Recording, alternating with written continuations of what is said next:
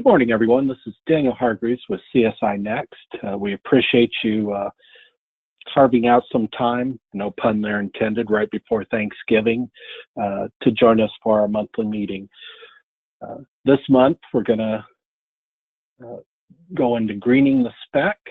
But before we do that, I want to talk a little bit about chapter business as we wrap up the year. If you haven't been to CSINext lately, encourage you to visit the website. We're always adding content there and cross-pollinating with the Institute website. December's program, we're still working out some of the final details, but right now it's tentatively scheduled for the 14th, and we hope you'll make time for that. And then we've got the rest of the year also scheduled and planned, January through June. And we're wrapping up our year with an exciting program by Robert Herszrik from Poland, one of our very remote chapter members, past president of CSINext. And we're excited about another one of his presentations that he's always done for us. But right now, we want to hand this off to Amy Hockett. She is a licensed architect, had practiced 15 years in the field prior to the last 8 years working for National Gypsum. And as I said, or has been noted in this presentation, this is an AIA accredited presentation. We're also collecting names for the Green Building Council. So if you need those learning units, it'll qualify for that. So at the end of this, you should receive a survey, very simple one. Please include whether you want the certificate, and if you need it registered for the AIA, please include your AIA number and any other certification numbers that you may include in the comments. And with that, I'd like to hand it off to Amy. Thank you, and again, appreciate the time that you guys, again, have carved out of your schedules in a busy holiday season. We are talking today about the requirements for specification requirements based on LEED documentation, and greening the specifications, the title that we have kind of come up with to encourage folks to use the specifications as a communication tool for these requirements. Today, and also before we start, I should just do a disclaimer that I am not a specifier, and I have been a licensed architect, continue to be a licensed architect, but this information is based on our experience. The information that we're going to, that I'm presenting today is really based on our experience, either developing these LEED documents, filling them out, educating a variety of audiences related to these requirements, or being educated about these different requirements and changing requirements. So with that, I'll launch right in with what we're going to talk about today. And basically, you know, we're really talking through the LEED rating system as it's evolved over time, some of the different resources, material and resources credits that have radically transitioned from previous versions to the new LEED v4 credit criteria, and then identifying some of the documents specifically related to the material credits that can be used for credit compliance, and then some ideas relative to documenting these requirements in the specification. This is probably a slide that's very familiar to a lot of people, but it's really showing a much more integrative approach relative to LEED and USGBC being an industry leader, no pun intended there either, relative to pushing the rating system more towards a integrative and a performance-based approach, really trying to push the market and getting building codes to catch up to their leadership relative to life cycle assessment and positive and net zero impact relative to project performance. And so while we're not necessarily going to be talking about performance, we are going to talk mostly today about how these rating systems have evolved over time relative to the material and resources credits. And again, in 2009, that little dashed line really shows kind of a jump, and that there was this distance between what the building codes, especially the green building codes, had relative to where just the baseline LEED certified was. And now we're getting very close to the green building codes and IGCC being a baseline to what the certified LEED project would be. So that's encouraging, and LEED continues to be, or USGBC continues to provide industry leadership on this rating system. This slide is showing us more of the movement from very specific attribute-based and specific building-based attributes, and moving from the scarcity mentality to an abundance mentality. So what can we document and what can we decrease would have been like 2009 objectives, and then moving more towards a circular economy and to enhancing, increasing, generating, adding value to the project through the changes in the LEED rating system. And again, showing these credits, the credit evolution, so the rating system evolved, and then that also caused the material credits to evolve and to gain more rigor. And earlier versions, again, had much more of the specific attribute-based credit compliance. We were very familiar with specific documentation relative to showing recycled content.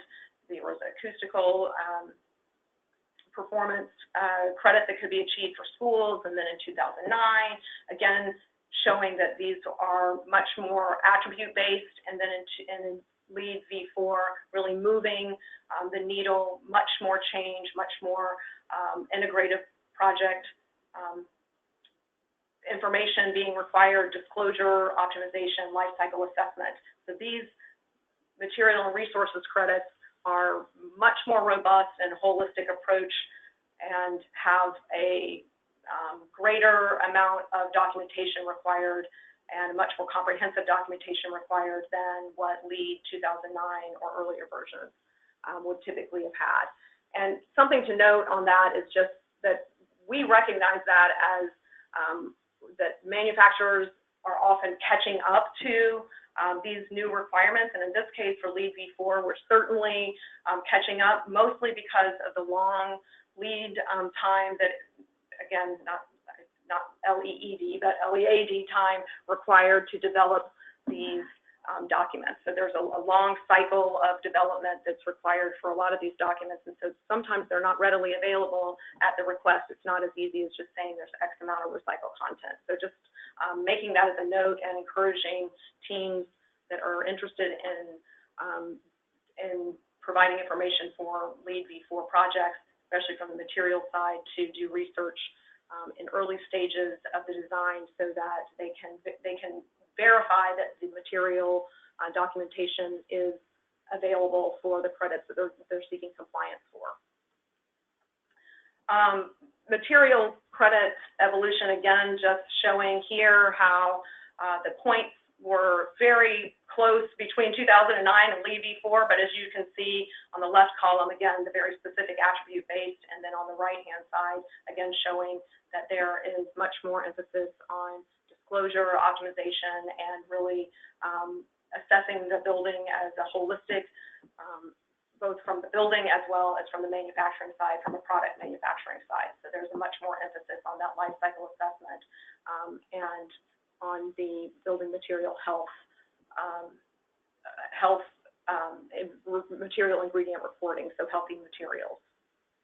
And again, here, there's one more credit in the 2009, but in general, it's a vast movement away from the individual attributes and much more to a larger life cycle impact relative to these credits in LEED V4, and new documents required for these different credits. So we'll focus in on the building product disclosure and optimization credits specifically throughout the rest of the program, and then some ideas relative to where to find this information in your specifications, or where to help communicate this information in specifications.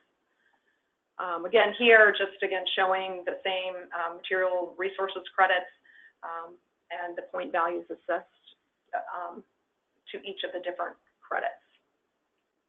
And again, we'll focus in on the building product disclosure and optimization, the 3 credits in this particular credit category. The main objective, again, has been from USGBC to really push the envelope and to show higher product performance and less impact. And so these 3 credits are relative to that particular objective, and we'll go into each of them in detail. But I think it's important to note that at each of these building product disclosure and optimization, there is this standard language that runs through to encourage the use of these products for which life cycle information is available. And again, we just keep talking about that it's a much more integrative and life cycle approach for LEED V4. The first credit that we'll talk about is the environmental product declarations in this category. And again, just noting that this is a category that has not been previously used in the LEED rating system. And so these are new documents, new to the community, and again, takes a long time for the generation of this from a manufacturer's perspective, and that just really encouraging that early vetting of product prior to specifications being written, so that the project team is really using their energy to make sure that the product selections have the different required documents, because it will not be easy to get this documentation at the last minute. If it's not in progress, then it would be hard for a manufacturer to get this to someone in a very fast turnaround time. There are 2 options for this credit, and again, just noting that these are vastly different from the material credits that we had in 2009. I think people are starting to get familiar with them, but there's 20 materials that are required from 5 different manufacturers, depending on the type of life cycle assessment or EPD that has been submitted for the product. It has different value weighted. So again, recognizing what kind of EPD is available for the products that you're selecting, to know whether or not you need 20. If it's a third-party type 3 product-specific EPD, then you only need 20. But if you have one of the other types, you might need to have more than 20 products. So just remember that there is a weighted value for the different types of EPDs that are available. And then for multi-attribute optimization, the environmental product declaration credit is fairly easily obtainable, and credit compliance is available in the rating system. You just have to do that early homework and make sure that you have your information available, and that you know that the products have that declaration, or a product manufacturer is working towards that declaration in time for the building, while the building's under construction. The multi-attribute optimization really depends on having an industry-wide generic EPD, and there aren't industry-wide EPDs for all products. So this would be one of the options that may not be attainable if there's not enough industry-wide EPDs available in the marketplace. So again, this option might not be as available to achieve as, say, option 1. And again, building product manufacturers are catching up. They're learning and developing these tools. And again, there's a long life cycle for, again, I shouldn't say that word, but there's a long development time frame for these products disclosure statements. So it just takes the industry some time to catch up, and they are getting, these documents are available in the marketplace. These 2 credits here, one is the sourcing of raw materials, and that has to do with both the corporate sustainability reporting as well as the leadership extraction principles. So all of the different single attribute categories that were in LEED 2009 are lumped together in the second option for this credit 3 for sourcing of raw materials. And then the building product disclosure optimization material ingredients. Most people are familiar with this credit, and this is readily available. These documents are readily available in the marketplace and easily obtained through websites, and we'll give some of those database websites and places where you can search for these specific documents. So again, the first option in sourcing of raw material credit is that there needs to be 20 materials from 5 manufacturers that have a corporate sustainability report. This particular credit is a little less available for compliance. You may have the ability to find that in the marketplace, but not all building product manufacturers produce and prepare a publicly released corporate sustainability report. So just another reason to vet your products early and know what's available in the marketplace.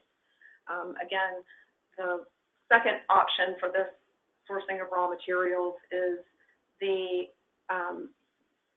option for the different credits that we typically were familiar with in LEED 2009 projects. So these particular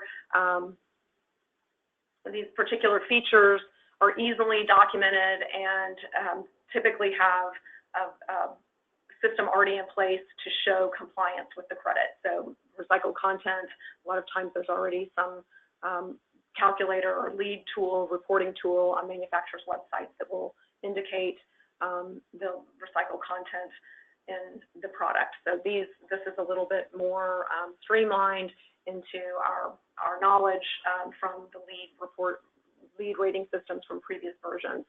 One thing to note on this is that you could have different materials to comply with this credit that don't have the same feature. So you might have a wood wood products feature for sustainable forestry or for one product, and you might have recycled content for a completely different product. So just know that this has the ability to have different products achieving this credit through different features depending on which feature that product provides for the credit compliance.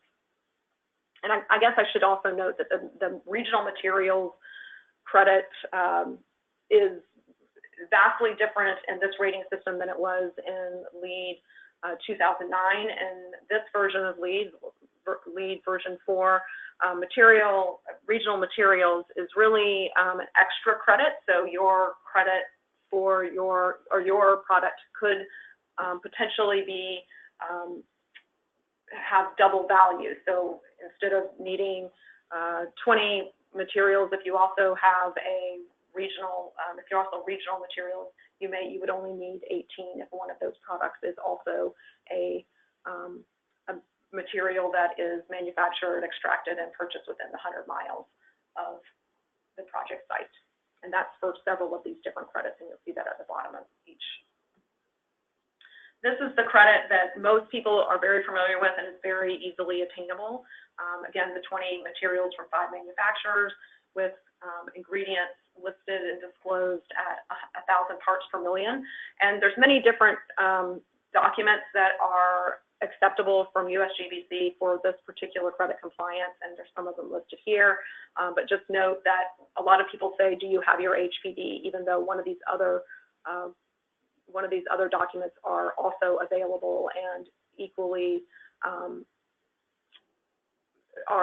have the same compliance pathway to this credit as well. So there could be many different, and some manufacturers have multiple labels. So we have some health product declarations for some of our products as well as declare labels. So it's necessary, again, just to do that homework, know what's available and what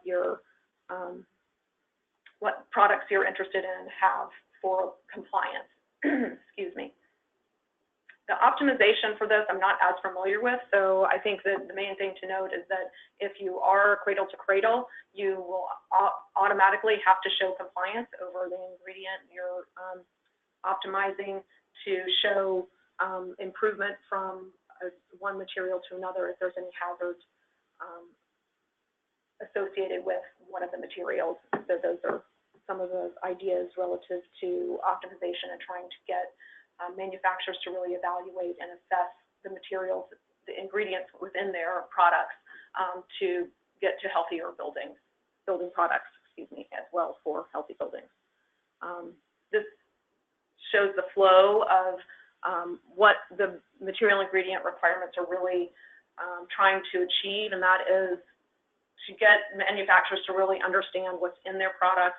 And I think that USGBC has done a really good job of leading the industry towards understanding what is in our building materials and how the ingredients have any impacts relative to human or environmental,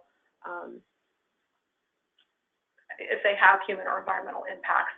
And if there's any hazard exposure, then those are the items that are really being targeted and looked at for optimization, and building product manufacturers are using this as a tool to optimize out and to assess their ingredients and raw material suppliers for healthier solutions to problematic material ingredients. So I think that's been a win from the perspective of USGBC really, again, providing leadership into the marketplace. Moving kind of from how the rating systems have evolved, and then that has then changed some of the material and resources credits. So the rating systems get more rigorous. Some of the building product disclosure and optimization credits, material and resources credits have gotten more rigorous. More information is being required. Different types of information is required. And so I think it's important to note that we've been very used to just collecting these individual credit compliance from the LEED 2009, but it's vastly different when you're talking about LEED V4. And I think that it's important, again, to do that homework early and vetting the product selections early in the design phase so that you can be sure to meet the sustainability objectives of the project. And one way to do that for LEED V4 is to really find the products that have compliant EPDs and HPDs. It's kind of a simple statement, but it takes a lot of research. So now moving a little bit more towards how do we communicate this to the project teams, especially those that are compiling submittal packages and doing the actual documentation of the material forms. There's a lot of new forms that are required from a documentation and compliance perspective, but then typically there's also another form that's in the specification, this material content form. Sometimes it's called a LEED reporting, material reporting form. I've seen lots of different names of the form, but the most important thing is that the sustainable design reporting section is included in the specification. This really does give a checklist and not just an administrative aspect of the project, but it also gives like an important kind of scope and checklist for the general contractor to really understand the requirements of the rating system and the documents that will need to be collected for the different building product materials that are specified. One of the things that I'd like to note here also is that while this section is typically read by the general contractor, it's not necessarily passed along or readily available to those that are filling out the forms. So I think it's important to note that when you're discussing with your project teams, and especially the general contractor, to note that when they're sending out submittal requests, that they send this section as well as a specific section that is relative to that subcontractor that they're trying to get the submittal packages back from. So I think it's, we often are asked to fill out these forms, and we don't usually have this particular section. So if this section exists, I think it's important for us to just continue to communicate to the project team that this section needs to go to those that are submitting and filling out the actual form.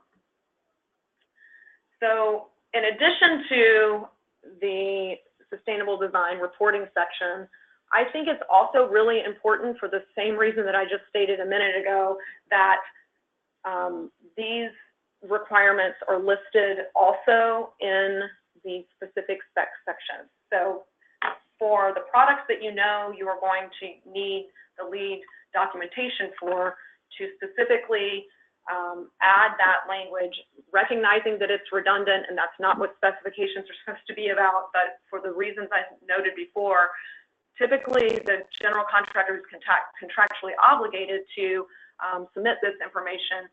They are having other folks fill out this information, and all of the documents that they receive are typically the specification section and the form, and typically not the rest of that sustainable design reporting section. So I think it's important to note it again in those specific spec sections where you know you are going to have products that have disclosures or material ingredient reporting documents that will be required for credit compliance. And this is just some of the different ideas relative to those different documents that are required. So we're identifying here just that, again, some examples and what I said before, that the features and data that need to be documented should be provided again and communicated again in the submittals section 1.3 or paragraph 1.3. So here's one example of an EPD that has been requested in this particular project. I don't remember where this project is from, possibly Boston. But this is one example of what is required for showing conformance and compliance with the EPD for building product disclosure and optimization environmental product declaration credit. And this one here shows two different credit requirements that are necessary for this project, different project, showing both the sourcing of raw materials, both of the options in this case. So option 1 for corporate sustainability reports, and then option 2 for leadership extraction practices. And there's two specific ones noted here. Extended producer responsibility, so that would be some sort of a take-back program, closed loop type program, or and then the recycled content, which both of those are things that we're familiar with. But again, if it's not stated and you don't know what specifically is being asked for, the person filling out the submittal form, the sustainable product form, may not know exactly what is being requested. Same thing here. This is material ingredient reporting, and the specific documents that are listed here would be the health product declaration, HPD, or a declare label. So they both have equal weight and are available for credit compliance for the material ingredient reporting credit. And this is a different approach to an EPD request, and it's showing that the requirement here is both for the product-specific EPD as well as showing the optimization. So I'm showing that the product is improving over the industry average. And in order, again, for this option for the number 2 in this particular specification, there has to be actually an industry-wide EPD for there to be the comparison against. So again, just researching the products and knowing what is available in the marketplace is really important.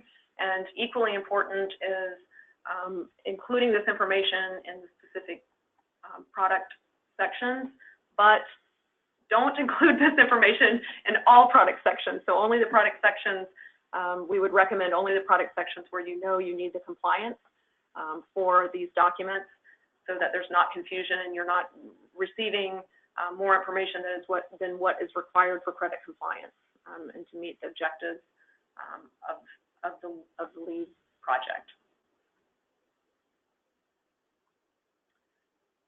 Oops, went a little too far. Sorry about that. A little delay there. So out of all of the documents that are required, these are a few that are very prevalent, and we've been talking about them. One thing that is not always thought of as one of the documents, it's not really a document, but the manufacturer lead calculators or tools, reporting tools online on manufacturers' websites. I think it should be noted that those tools will still be relevant because of the leadership extraction principles, so the part of the sourcing of raw materials. So that type of a tool you may still have to get information from. So again, there's multiple documents that will be requested for lead credit compliance for the materials and resources credits, but there's also forms that you might still have to find on manufacturers' websites. So here is a list of a lot of different resources that can be used to research products and see what kind of disclosures and lead compliant information is available. So these are readily available to be used. I'm very familiar with the HPD Public Repository, Mindful Materials, as well as the Sustainable Mines Transparency Catalog and UL Spot. So out of these that are listed, those are the ones I'm most familiar with, and I'm sure the others have been vetted as well. I just am not as familiar with them. But recognizing that there are places to go out on the internet to search products and search what's available, so that when you're writing your specification, you can have very accurate information to send off to project teams that are developing the submittals for the products that are necessary for compliance. And another thing to note again is that sometimes you may not find what you need on these websites, and although they're great and the databases are typically very robust, sometimes the manufacturer may not have, for one reason or another, submitted their information to these websites, these public repositories. So I'd also encourage you that if you don't find what you need, to reach out to the manufacturer, reach out to a trusted advisor, so that you can find out whether or not they have something in the process, or if there's something in development, or if they're planning to do anything, or if maybe it's just on their website. So just recognize that there are a lot of places to look, but if you can't find what you're looking for, to always, pick up the phone or go to a website of a manufacturer that you're interested in to see if there is information for lead compliance.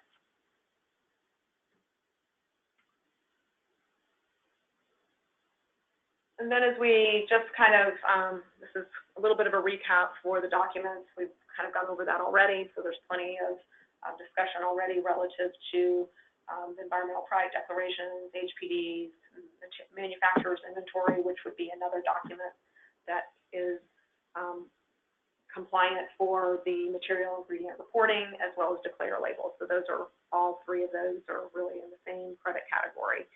And then, this whole idea of who is actually filling out this information, and at what point in the project is it being used, and then where does all this live and where do you find it? We talked a little bit about where to find it, but as far as who is actually filling out these forms, I would suggest that most often right now in this phase of LEED V4, that building product manufacturers are definitely advising, or if not, actually filling out the forms. So there's a lot of information that is known by the individual manufacturers, because they have had to do this research and development of these documents early in the phase of LEED, so that they could be active in the rating system. And since these are all new documents, and nobody prior to LEED V4, the building product manufacturing world really didn't have the documents to provide. So there was this a big learning curve from the building product manufacturer side, and they are now pretty much the ones that I have seen most knowledgeable about specifically their product type and what's available in the marketplace, but are definitely advising, if not filling out, these forms. So while the contractor is passing it to the subcontractor is then usually discussing with a supplier or a vendor or a distributor, and then that distributor will then also contact the building product manufacturer. So I've filled out a lot of these forms, and it does take a lot of time because each form is very specific to the project, and there's a lot of information that has to be captured. So it's often that you can't just submit your EPD or just submit your HPD, but then there's also yet another form to fill out. And so it becomes repetitive, and it does take a lot of time. So I would encourage project teams to also recognize that lead submittals take longer than a regular submittal where you can just print off something and add the project name and who the subcontractor is and a phone number. So I would suggest that these takes a lot longer to both prepare as well as to review. So maybe take that in consideration as you are thinking about your schedule. And I think that the other thing is that, making sure that we're just educating each other and using some sort of forms in your project manuals that are consistent so that you don't have a different form being requested by one type of product versus another type of product. And I think that has tended to be standardized among projects, but not necessarily universally in the LEED rating, the new LEED V4 rating system. So that's something that I heard a lot about at Greenville this year, which was, there's so many different forms, they all look different, and some of them are spreadsheets and some of them are PDFs. And so I think that, there's some work to be done with USGBC relative to how, there's some uniformity across the rating system, what these forms look like and what they're looking for. Not to mention each manufacturer may have something that's similar that could possibly be more like a submittal in lieu of filling out the form over and over again. So I think that this is something that's still developing, and to look for more information on that. I'm not sure if the new LEED version 4.1 that is currently in public review phase right now will have any, will address that, but I know that the materials and resources credits are definitely getting a review and maybe some updates so that there's more ability to comply with some of the credits that currently haven't been reaching compliance. So things like corporate sustainability report, I'm not sure exactly what they're doing, but I know that those are under review for LEED 4.1. So actually, I'm really ahead of schedule. So anyhow, this is the last slide that I have, but it's really sharing that LEED and USGBC has really been a leader in this movement, and they have really been able to use their influence to change the market, and they have really pushed the market into the sustainable design as kind of a baseline relative to building performance.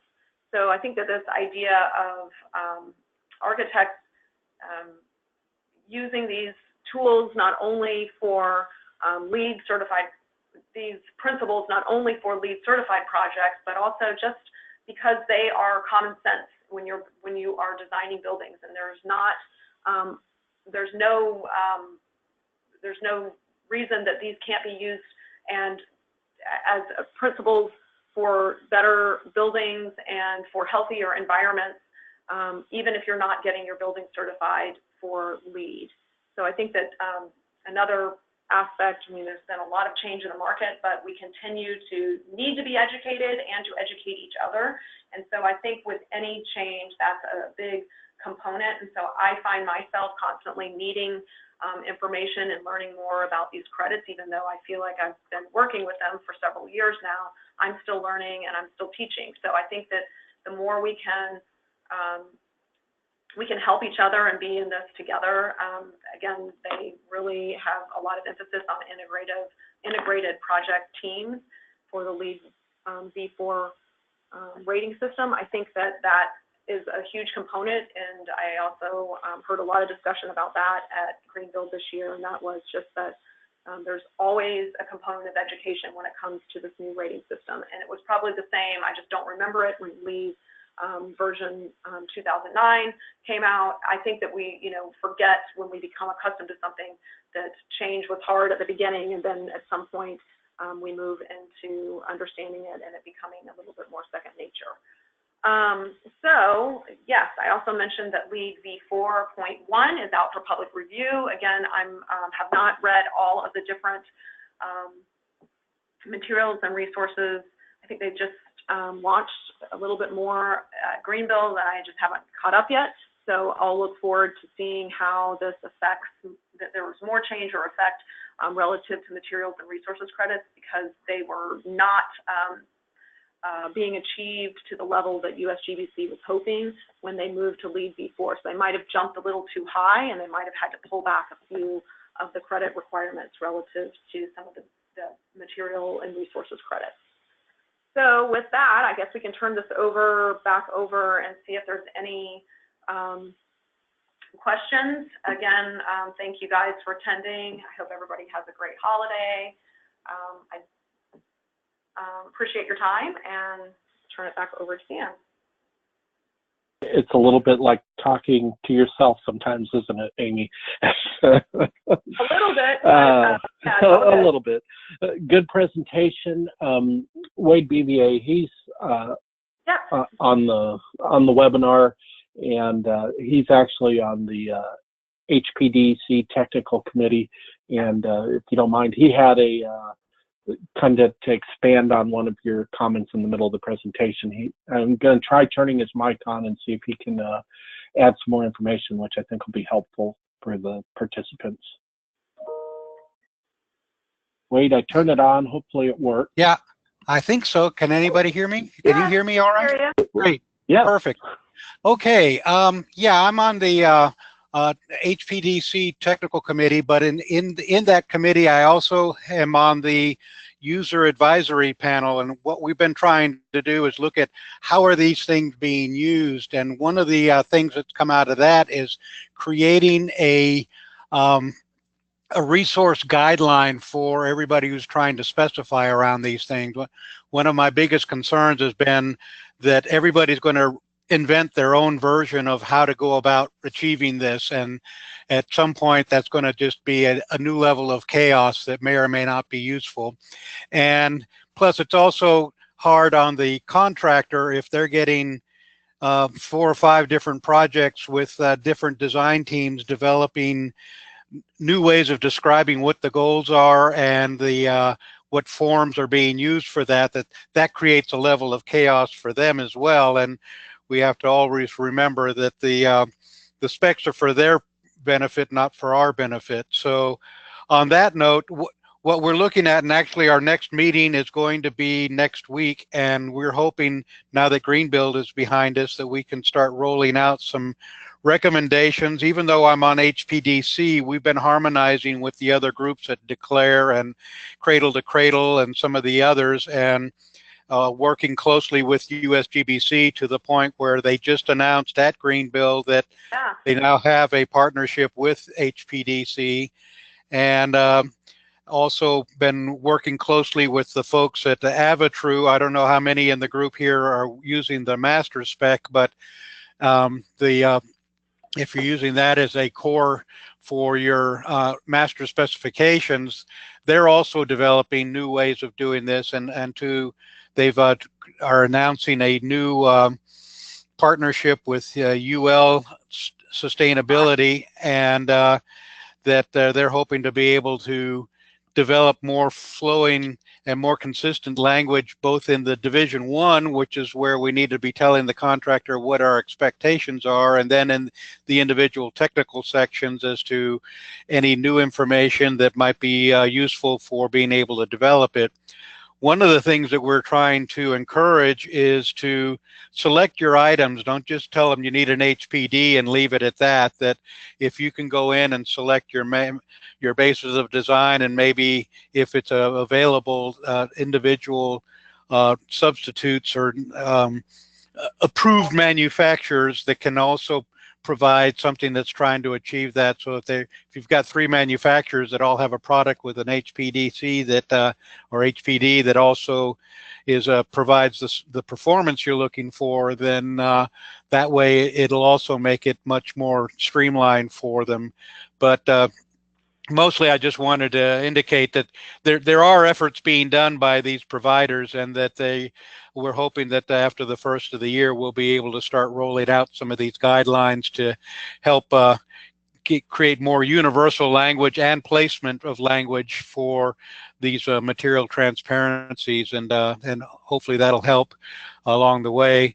The other thing in your list, Amy, I work for Smith Group, and we've changed our name from Smith Group JJR to Smith Group, and we're no longer managing that that transparency library. We've turned that over to HPD, and so that that resource that they've developed and are continuing to develop is probably more current, but they essentially have taken over that in their repository. And Smith Group it's still available out there, but it basically has not been updated. Yeah, it's not being maintained, so that might be something to be aware of. But the repository has been a real valuable tool, and all those other tools that you listed there are all great resources. And what tends to happen is everybody uses the resources for a project and then has to do it again for the following project. So our recommendation is, when you find a product and it's working for you, put it in your master. Don't just leave it dangling in an individual project. That'll in the long run develop a much more tight spec for that. And also, the HPDC Technical Committee has been collaborating closely with USGBC, and the version 4.1 will have some different language that it should be a little more clear and a little more doable as far as what the goals are for being able to achieve those particular credits. So hopefully 4.1 will make that easier and not harder for everybody. We'll see what happens with 5.0, but 4.1 is just a tweak. Excellent. But that's pretty much. I just wanted to make sure everybody was aware that there is efforts being done in the background, and that they're soon to be coming, and hopefully they will help the process for both the contractors and the design teams and the suppliers. That if everybody starts using the same form, that everybody, I think, will have to stop reinventing the wheel, is what I call it. And it's already working. Let's go ahead and move forward. And what we're using is the stuff based from the Green Badger out of Boston, and they've been updating and providing resources, and a lot of those resources are a great starting point. Thanks, Wade. So some refreshing changes to hear on that. Yeah. Appreciate your time. And we had one other question come in. And I'm going to put you back on mute, Wade, so you can go back good. to doing your day job. Amy, there was a question. This is probably the easy one for the day. Will a PDF of this PowerPoint be made available? Yes, we can definitely do that, and I may even make a modification for the Smith Group database. Take that off. So yes, we'll definitely make this available. Sorry, I should have mentioned Very that. Good. And we post these within about 5 days, the recording. So we'll just add a link to that when you have the PDF available. Other than that, there's no other questions. I really appreciate everyone's time on this. Amy, thank you. I think there were so few questions because it was basically a fire hose of information, but very well put together, very well presented. We do appreciate it. And with that, everyone, this concludes the November program meeting for CSINext. And if you do need those learning units, please, at the end, there should be a survey. And I say should be because last time we had the largest amount of technical glitches we've ever had. And but double check everything looks good. So please fill that out at the end. And we hope everyone has a safe and happy Thanksgiving. Thank you. Thanks.